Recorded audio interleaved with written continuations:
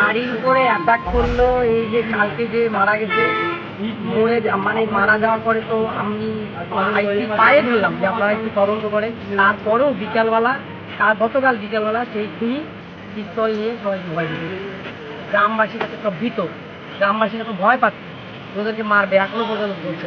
তো গ্রামবাসীরা সবাই রাগারাগি করে এখন আর কী করবে, কত ধৈর্য ধরবে? সেই সকালকে সেই মানে আজকে দুদিন হলো ওরা একভাবে না খাওয়া দাওয়া করে একভাবে বসে আছে, তারপরেও পুলিশ এরকম করে যাচ্ছে। আজকে মানে পুলিশ কিচ্ছুই করেনি। আজকে যে মেন কালপ্রিট সে ছাড়া পড়েই মানে সে ছাড়া পেয়েই গেল, আর তো কিচ্ছু হবে না। আজকে এইভাবে যে আমাদেরকে ভুলিয়ে টুলিয়ে উঠিয়ে দিল, মানে এর পরিস্থিতি আপনারাই দেখতে পাবেন যে ভালো কিচ্ছু হবে না।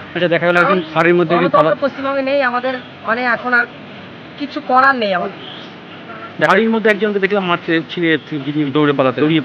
দৌড়িয়ে পালালো। উনি হলো যে মেন যে কালপ্রিট নাদির, তার ভাস্তা।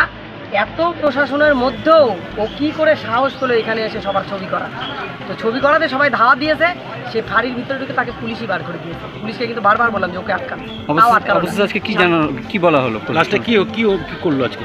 লাস্টে আইসি সাহেব বললো যে পোস্টমর্টমের রিপোর্টটা আসুক, আমরা আর তদন্ত করে যাকে ধরবো। আমার মনে হচ্ছে না যে আর কিছু ধরবে, কারণ এখানে পুলিশ আর তৃণমূলের লোক, তৃণমূলের দালাল, যাই হোক সব একই, আর কিচ্ছু হবে না। যাই হোক আমাদের এইভাবেই থাকতে হবে। তবে প্রধানমন্ত্রীর কাছে আমাদের আর্জি 355 পারলে আজকে এক্ষুনি থেকে লাগু করুক, নাহলে আমাদের সম্পূর্ণ বিজেপি কর্মীদের আমাদের প্রাণ সংশয়। আপনার নাম? আমার নাম বিনা সরকার গুপ্ত।